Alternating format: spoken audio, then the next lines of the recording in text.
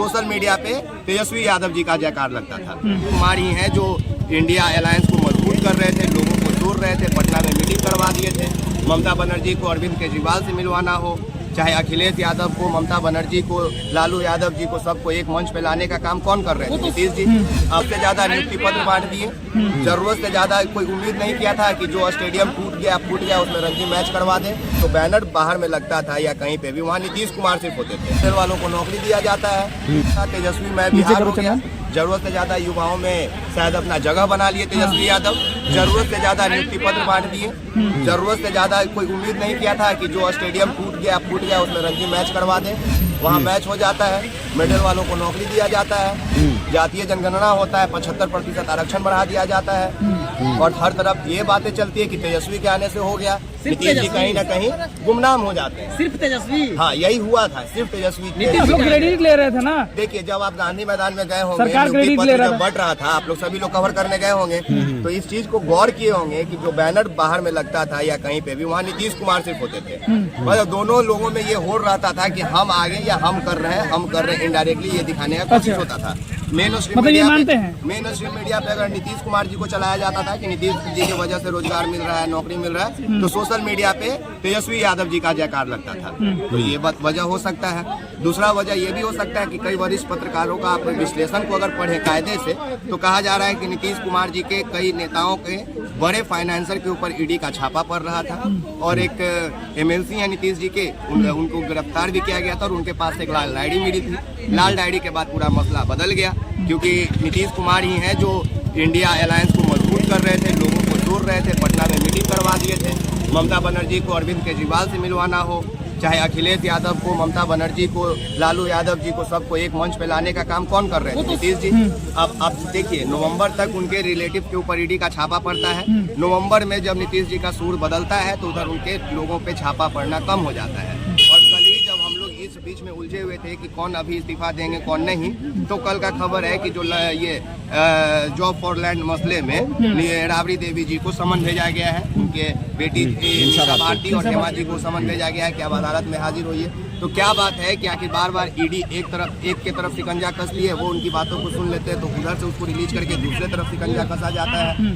ये बात है। तो बात बिगड़ने का कारण यही क्रेडिट है, बात बिगड़ने का कई वरिष्ठ पत्रकारों की आप माने तो उस लाल डायरी में रहस्य छुपा हुआ है।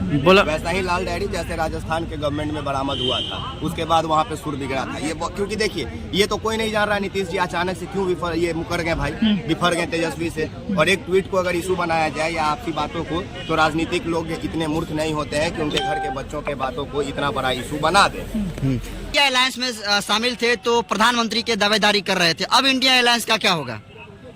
क्या सिर्फ नीतीश कुमार ही थे इंडिया अलायंस में? नहीं, 27 दल है। कोशिश किया था, और यहाँ पे नीतीश कुमार जी को सोचना चाहिए कि उनका क्या हाल होगा, क्योंकि जब जब वो गठबंधन से नाता तोड़ के या जब भी बीजेपी की तरफ गए हैं, उनके सीटों में हमेशा कमी आई है। अगर आप लोकसभा सीट की बात करें तो पिछले बार जब बीजेपी में थे और वहाँ से ये अपने आप को अलग करके जब इलेक्शन लड़े थे, 122 से 45 पे सिमट गए, और इस बार 45 इस पर जब लड़ेंगे तो पता नहीं कितने पे सिमट के रह जाएंगे। तो आप एक पत्रकार हैं, और पत्रकार होने के नाते पूरे बिहार का भी, अपने देश का भी भ्रमण करता है, तो बिहार की जनता पे क्या इसका इफेक्ट पड़ेगा? बार बार सरकार बदलती है। देख भाई, बहुत गहरा सवाल कर दिए आप कि आप बिहार से बाहर जाते हैं, ये हम लोगों के लिए बहुत बुरा बात है। आपको पता है, सभी लोग ये कह रहे हैं कि एक कालिक पोत दिया गया है बिहार के जनता के ऊपर, क्योंकि सोचो कि अगर हम लोग वोट देते हैं, हम पत्रकार हैं, साथ में बिहार के बेटा भी तो हैं, बिहार के देश के नागरिक भी हैं, आप ही जैसे युवा भी हैं। कोई भी आदमी आज के टाइम पे, हम लोग में से किसी की माँ चाहती है कि मेरा बेटा जो है वो माइक लेके किसी भी नेता मंत्री के आगे दर दर भटके? नहीं। अगर आप लोग गवर्नमेंट जॉब, अगर अपने माँ बाप से पूछो कि मम्मी अगर हमको गवर्नमेंट जॉब लग गया कर ले, तो किसी के साथ आप लोग में से यहाँ पे माँ बाप नहीं कहेंगे कि नहीं बेटा तुम यही काम करो, कहेंगे नहीं सिक्योर जॉब है कर लो, कोई भी चाहेगा। तो अगर हम बाहर जाते, जैसे अभी हम रिसेंट में छत्तीसगढ़ गए थे, ठीक है, हसदेव जंगल का वहाँ पे कवर करने, कई लोग मिले, बोले क्या लगता है सरकार फिर पलटेगा? तो जहाँ पे हमारी सिर्फ पलटने की बात होती है, तो वहाँ पे ये हमारे लिए दुर्भाग्य है कि हम जैसे युवा, कई बुजुर्ग, यहाँ पे तीन ही बेस पे वोट होता है किसी को भी, या तो रिलीजन के बेस पे, या डेवलपमेंट के बेस पे, या तो फिर जाति और धर्म देख के। तो अगर आप किसी को, अगर कोई बदल जाता है तो सिर्फ वो नेता नहीं बदलते हैं, उनके साथ वो पूरा जनता का उम्मीद बदल जाता है। तो बिहार को किस बेस पे लिया जाएगा? बिहार को किस बेस पे लिया? डेवलपमेंट तो आप बता रहे हैं कि डेवलपमेंट की बात करते तेजस्वी यादव कर रहे थे, तो अब किस बेस पे लिया जाएगा? डेवलप कैसे लिया? सिर्फ विकास राज से बिहार नहीं है, 14 करोड़ की आबादी है, बहुत लोग उसमें वोट देते हैं, बहुत लोग उसमें वोट नहीं देते हैं। तो ये सब उन लोग के ऊपर है कि वो क्या देखते हैं, अपने बिहार को कैसा बनाना कहीं चाहते हैं। तेजस्वी यादव को ये महंगा तो नहीं पड़ गया कि नौकरियां बार बार दे रहे थे?